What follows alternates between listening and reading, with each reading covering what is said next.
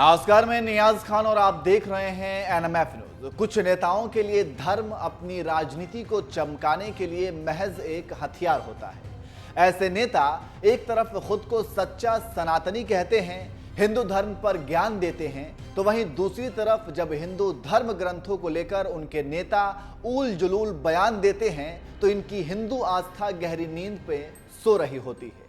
आपको पता है कि कुछ दिनों से रामचरितमानस का मुद्दा गरमाया हुआ है।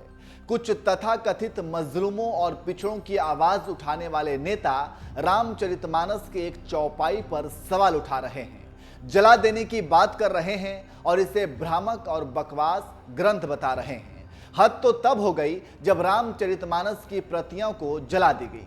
अब जरा सोचिए, हिंदू धर्म के अलावा अगर यहाँ किसी और धर्म के ग्रंथ को जलाया गया होता तो क्या ये तथाकथित सेक्युलर नेता खामोश बैठते, उस घटना को जस्टिफाई करते? शायद नहीं।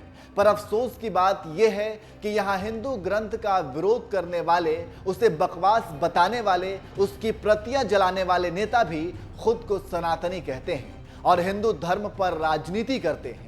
स्वामी प्रसाद मौर्य जैसे नेता जब तक बीजेपी में थे तब तक उन्हें रामचरितमानस बकवास नहीं लगी। मंत्री बनकर सत्ता की मलाई चाटते रहें और डकार लेते रहें। उसके बाद जब पेट भरा तो पासा पलट लिया, सपा का दामन थाम लिया और सपा की गोद में बैठते ही मौर्य का असली चेहरा सामने आ गया।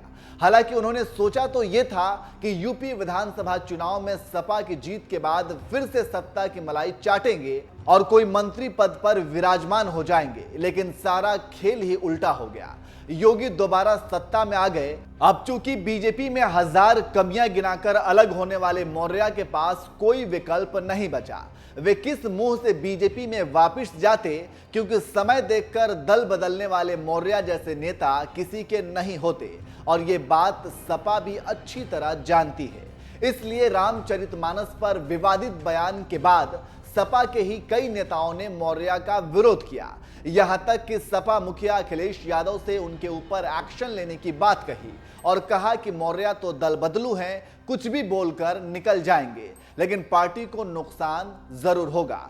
लेकिन हैरानी की बात तो यह है कि करोड़ों हिंदुओं की आस्था को ठेस पहुंचाने वाले मौर्य के खिलाफ अखिलेश ने एक्शन तो नहीं लिया, उल्टे उन्हें पार्टी की और बड़ी जिम्मेदारी दे दी और उन्हें राष्ट्रीय महासचिव बना दिया। एक तरह से देखा जाए तो उन्हें पद के तोहफे से नवाज दिया। कुल मिलाकर कह सकते हैं कि ऐसे नेता जो धर्म का चोला पहनकर अपने राजनीतिक फायदे के लिए कुछ भी बोल देते हैं और पाला बदलते रहते हैं, वो किसी के नहीं हो सकते।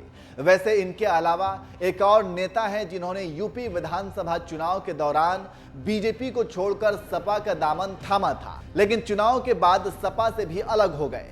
ये हैं ओम प्रकाश राजभर। पहले बीजेपी की 50 गलतियां गिनवाई, पिछड़ों को हाशिए पर छोड़ने का बीजेपी के ऊपर आरोप लगाया, उसके बाद सपा ज्वाइन किया और जब सपा से अलग हुए तो सपा की भी ऐसे ही 50 कमियां गिनवा दी और फिर से बीजेपी की शान में कसीदे पढ़ रहे हैं और रामचरितमानस के विवादित बयान पर मौर्य और अखिलेश को लताड़ रहे हैं। राजभर ने कहा, पिछड़ी जातियों में प्रभावशाली माने जाने वाली मौर्य, पटेल, लोध, कोरी, निषाद भाजपा के साथ है। इसके अलावा ब्राह्मण और राजपूत पूरी तरह से भाजपा के साथ है। भविष्य में होने वाले चुनाव में इन जातियों में कोई भी समाजवादी पार्टी का समर्थन नहीं करेगा।